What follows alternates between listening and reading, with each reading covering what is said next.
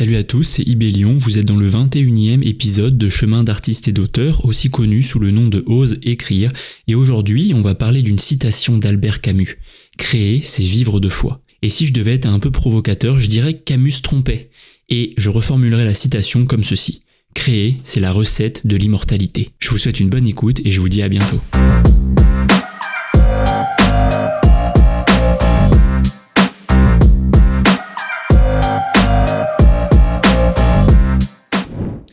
Coucou les amis, coucou, épisode numéro 21, ambiance un peu rouge, casquette orange.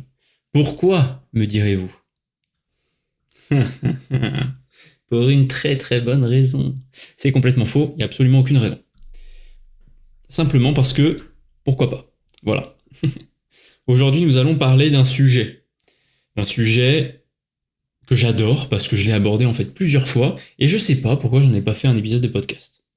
Nous allons parler d'une citation d'Albert Camus, le mythe de Sisyphe je crois, mais j'ai un doute, je l'ai lu il y a très longtemps et je sais pas si j'ai noté cette citation à ce moment-là ou pas, mais c'est créer, c'est vivre deux fois, que moi je transforme ensuite en créer la recette de l'immortalité. C'est une citation qui me touche tout particulièrement parce qu'elle rejoint énormément la vision que j'ai de mon accompagnement et de ce que j'ai envie d'accomplir dans ce monde. Et surtout de permettre aux gens d'accomplir. Voilà. Ma vision passe par ça, passe par les gens, passe par le partage, passe par la connexion. Cette citation d'Albert Camus, je l'ai lu il y a très longtemps et à l'époque je la comprenais pas trop.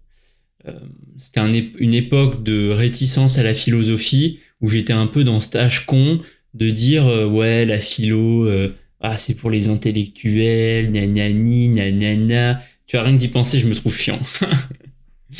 Bref. C'est donc une citation que je comprenais pas trop, que je trouvais presque trop philosophique, tu vois. J'étais là, ouais, créer ses vices de foi, ok, admettons, bref, j'y réfléchissais pas. Et aujourd'hui, comme je disais, elle me parle tellement, parce qu'elle incarne ma vision, elle incarne ma vision du rêve, elle incarne ma vision du livre.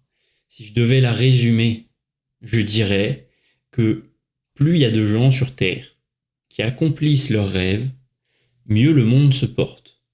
Parce que quelqu'un qui accomplit son rêve rayonne, dégage une énergie différente, et cette énergie provoque chez les autres l'envie d'accomplir leur rêve à eux. Et donc, avec cette vision en tête, je ne peux que me battre tous les jours pour encourager les gens à oser écrire, à oser finir leur livre, alors le commencer d'abord puis le finir ensuite, et à atteindre leur rêve d'écrire ce livre. Je crois énormément au livre comme étant catalyseur de l'évolution de l'humanité. Pour moi, accomplir son rêve, donc écrire son livre, c'est aider l'humanité, c'est provoquer le futur, c'est invoquer la création. Voilà, on retourne sur le fameux pouvoir démiurgique des auteurs. Cette phrase dans le guide de Tolkien m'avait profondément marqué. Je le répéterai tout le temps maintenant. Le pouvoir démiurgique. Prenez conscience de votre pouvoir démiurgique, ami auteur, et bâtissez le monde de demain. Oh putain, c'est beau. C'est fou ça. Attendez, il faut que je trouve un micro à drop là. L'objectif du podcast, c'est d'infuser en toi, d'insuffler en toi plutôt, parce que d'infuser, a priori, t'es pas une tasse de thé. Donc c'est d'insuffler, c'est de provoquer cette étincelle en toi, de donner la petite motivation pour commencer, pour ne plus avoir peur, pour prendre du recul sur l'impact que tu peux avoir. Voilà, quel que soit ce que t'écris. C'est l'objectif de ce podcast-là.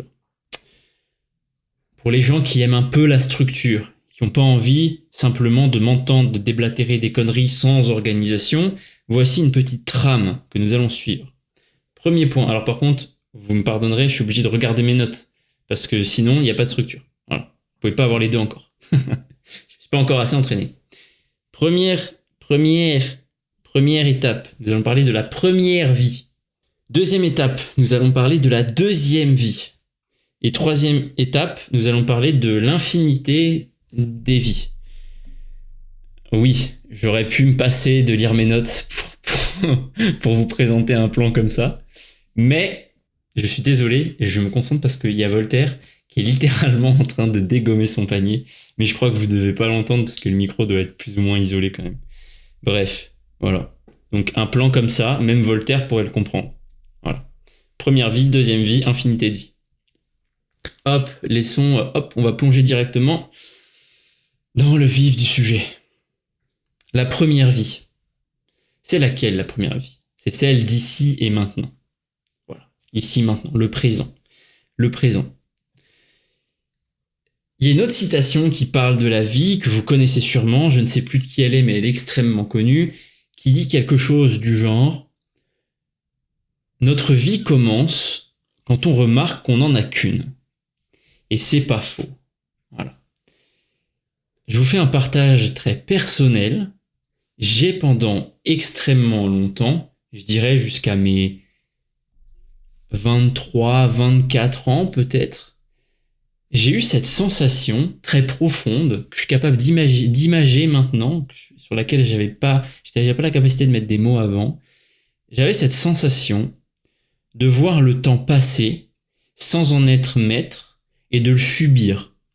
J'avais cette sensation d'être sur le bord d'une route et de voir des voitures, des chevaux, des gens, tout passer. Et moi, j'étais immobile.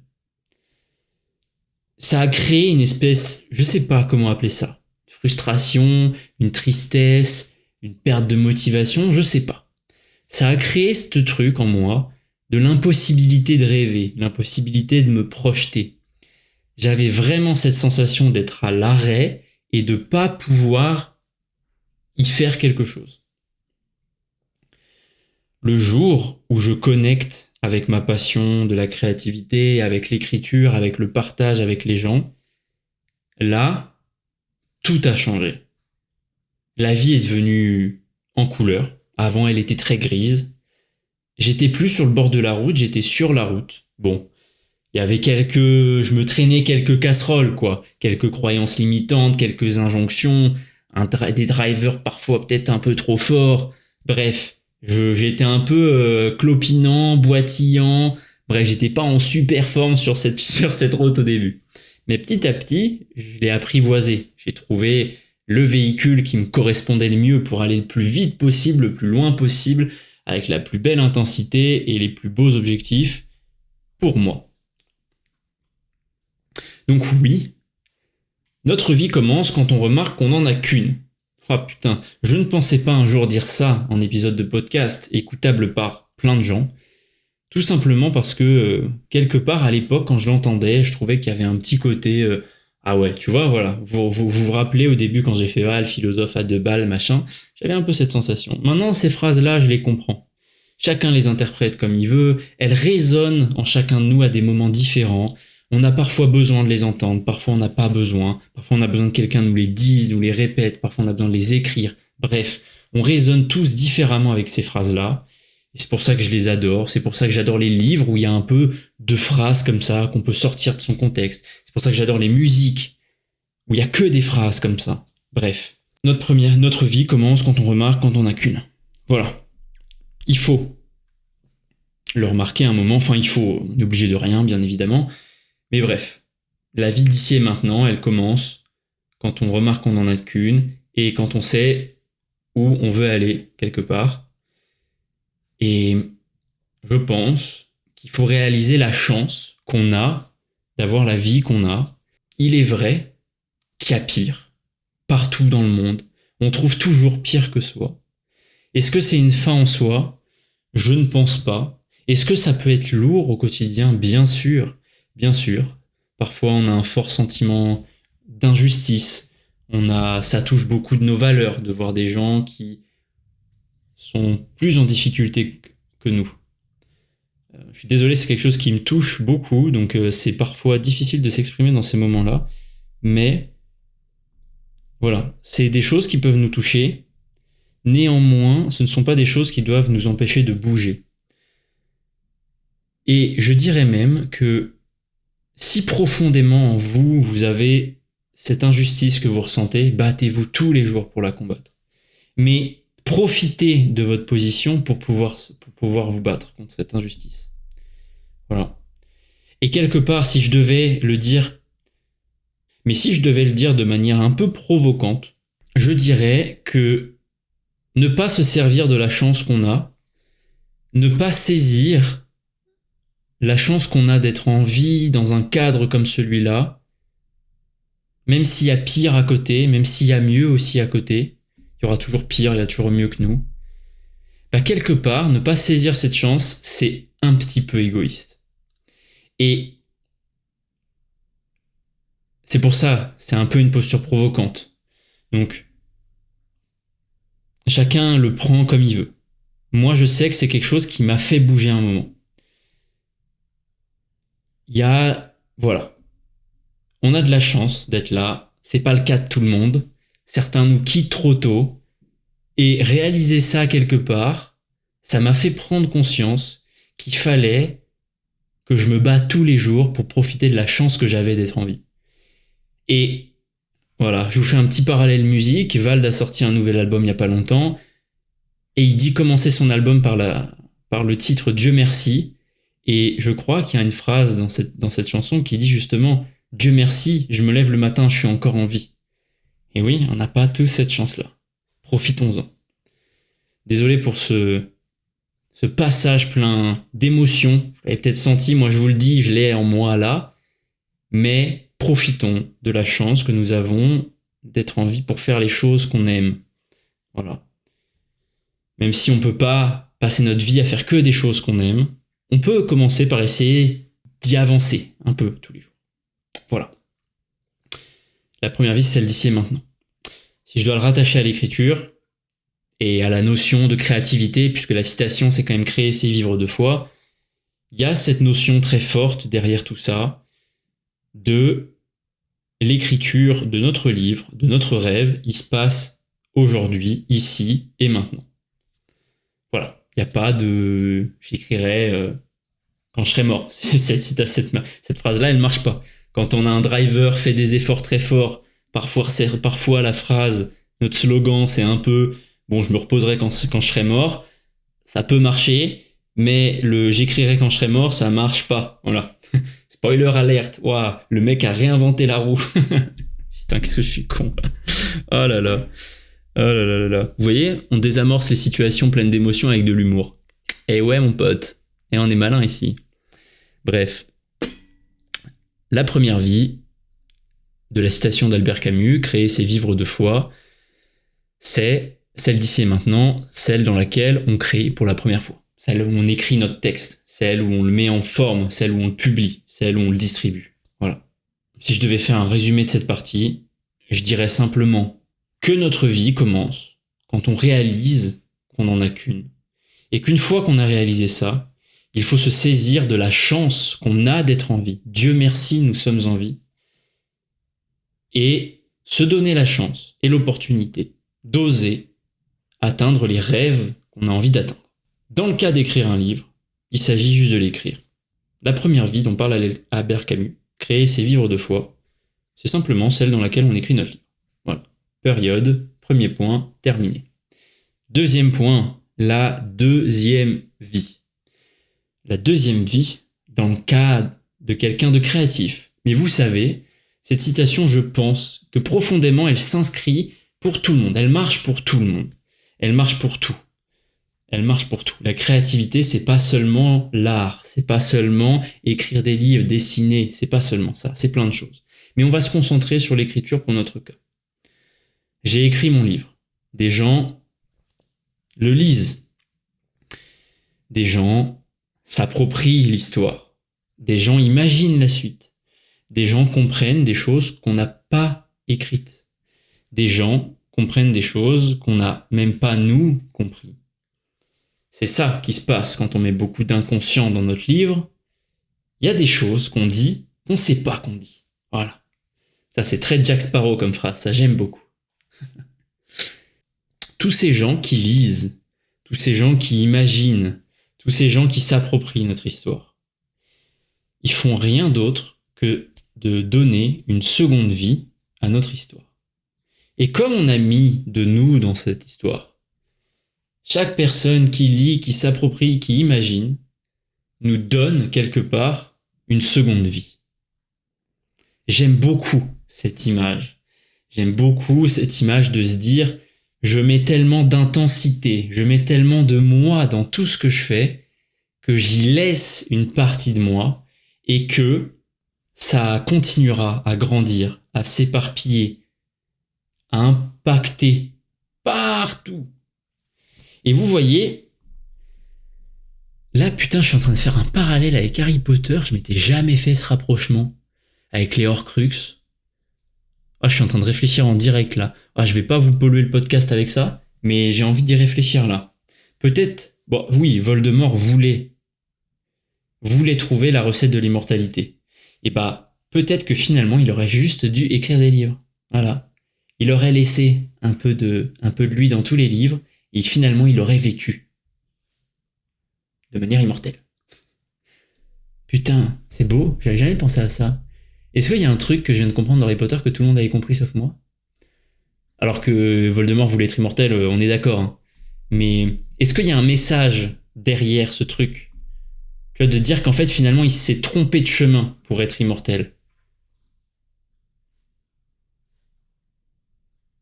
Ah, vous me voyez réfléchir à la caméra, peut-être pas à l'audio, mais...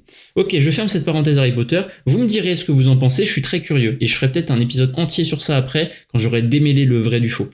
Vous voyez, je viens de faire le mouvement de quelqu'un qui pédale dans la semoule, parce qu'effectivement, tu vois, il y a plein de chemins qui viennent de se connecter, mais clac clac, c'est un peu une boule de nez encore.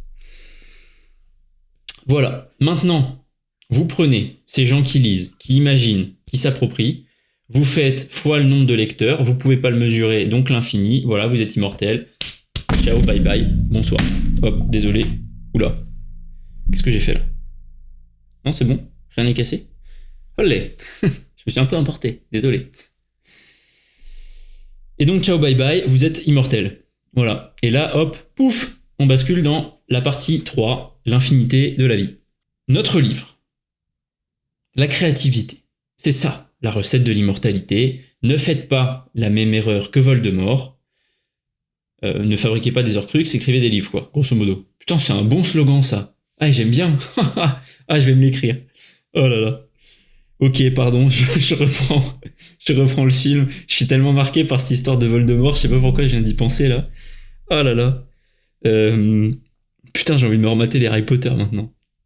Ah, le délire, mon pote. Oh là là. Bref. Donc, Camus disait créer, c'est vivre deux fois. On a vu que oui. On l'écrit, le livre, dans notre première vie. Quand quelqu'un le lit, ça lui donne une seconde vie. Créer, c'est vivre deux fois. C'est ça mon interprétation de la citation de Camus. Et maintenant, comme je disais, on fait fois le nombre de lecteurs, on ne le connaît pas, donc il est infini. Et quelque part, ça nous donne cette infinité de la vie, cette immortalité. Créer, c'est la recette de l'immortalité. Créer, c'est vivre une infinité de fois. Un livre, selon moi, c'est l'héritage culturel qu'on va laisser au monde. C'est cette petite brique que nous seuls pouvons poser, que l'on va poser. C'est ça qui permettra de rajouter un peu de nous dans l'inconscient collectif du monde et qui va permettre de bâtir le futur. Comment ? Bah, on sait pas. Mais ça va permettre de le bâtir. Et c'est ça le plus beau finalement. Et là, je réfléchissais, mais finalement, ça, c'est quelque chose que j'ai déjà un peu lu. Hein. C'est le fameux pouvoir, un peu dit. C'est le fameux pouvoir démiurgique des auteurs. C'est le fameux effet papillon inquantifiable de ce que peut provoquer notre livre. Et je vais le répéter encore une fois pour que vous preniez conscience d'à quel point votre histoire est importante, quelle qu'elle soit. Vous êtes unique, vous êtes le seul à pouvoir écrire l'histoire que vous avez en tête. Et ça aura un impact. Ça impactera quelqu'un. Vous ne savez pas qui, vous ne savez pas quand, mais ça impactera quelqu'un. Et ça changera le monde. Comment ? On ne sait pas, mais ça le changera. Et pour ceux qui ne me croient pas, je vous invite à aller écouter l'épisode sur Tolkien, parce que Tolkien est l'exemple que ça marche. Voilà. Et donc, comme on fait de belles sciences ici, une preuve égale règle. Voilà. Ah, c'est hyper scientifique, hein. Ah bah là, de toute façon, Voilà, de toute façon, je vous parle d'immortalité, donc vous avez compris à quel point mes racines d'ingénieur me touchent là. Donc, la conclusion de tout ça, c'est finalement que si vous commencez à écrire aujourd'hui, c'est comme si vous deveniez immortel. C'est beau quand même, c'est un beau raccourci quand même. Voilà. Avant de conclure, et c'est un épisode qui sera un peu plus court, fera 25 minutes. Écoutez, cet épisode m'a touché, de toute façon, vous l'avez vu. Je vais pas continuer à broder autour de ça. Mais, un petit exercice que je vous invite à faire. Ok, on se place dans une situation. Là, maintenant, tout de suite, vous avez probablement une idée de livre en tête. Soit vous avez commencé à l'écrire, soit vous n'avez pas encore commencé, soit vous êtes plus ou moins avancé à la fin ou pas. Bref, vous prenez ce livre, vous avez l'idée, l'intention de ce roman en tête.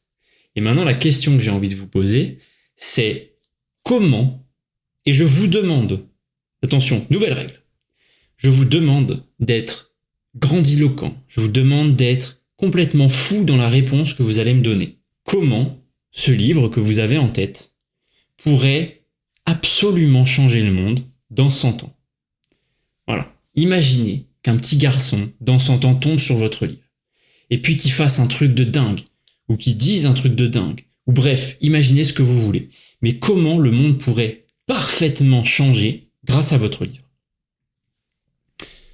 Je peux faire, si vous voulez, je crois que d'ailleurs, est-ce que je me l'étais noté? Oui, bah voilà. Moi, je prends l'exemple. Carnoat. Un monde, deux peuples qui se détestent. Justement, ce rapport aux différences est extrêmement prégnant dans le livre. C'est tout le but. On n'est pas sur une histoire de fantaisie classique. L'objectif, c'est pas de savoir si Balthème va devenir le plus grand magicien du monde. L'objectif, c'est de savoir comment il va évoluer, comment son rapport aux différences va évoluer. Bon, admettons, qu'est-ce que ça pourrait changer dans 100 ans dans le monde? Et là, je vais me permettre d'être grandiloquent, quelque part presque arrogant, parce que c'est un peu démesuré. Mais moi, j'aimerais bien que mon livre, il permette à l'humanité tout entière, vous voyez, je suis grandiloquent, j'aimerais bien que mon livre permette à l'humanité tout entière de se rendre compte à quel point les différences sont une immense force. J'aimerais bien qu'il permette à tout le monde de replacer l'humain au centre, de replacer l'écoute profonde et importante de ce qui nous rassemble et de ce qui nous différencie au centre de nos décisions. J'aimerais finalement qu'il nous permette de replacer l'humain au centre de toutes nos décisions. C'était peut-être un peu... peut-être que j'imagine beaucoup, peut-être que je rêve, peut-être pas. On se donne rendez-vous dans 100 ans pour le savoir. Sur ce, comment je peux conclure cet épisode? Je conclurai cet épisode en disant que créer, c'est vivre une infinité de fois. Donc Camus avait tort quelque part. C'est pas seulement vivre 2 fois, c'est vivre une infinité de fois. La première vie, elle commence quand on remarque qu'on n'en a qu'une. Et quand dans celle-là, on se met à écrire notre livre. La seconde commence dès l'instant où un lecteur s'approprie, imagine, lit notre livre. Etc., etc., etc. Repeat, on multiplie par 1000, on devient immortel. Quelque part, ne faites pas l'erreur de Voldemort. Ne vous mettez pas à tuer des gens pour fabriquer des Horcruxes et devenir immortel. C'est une immense connerie, on a vu que ça marchait pas. Mieux vaut écrire des livres, ça vous permettra d'impacter le monde, d'impacter un nombre de gens qui est absolument incalculable. Voilà. Je vais donc m'arrêter là, et je répéterai la conclusion de cet épisode. Ne faites pas comme Voldemort.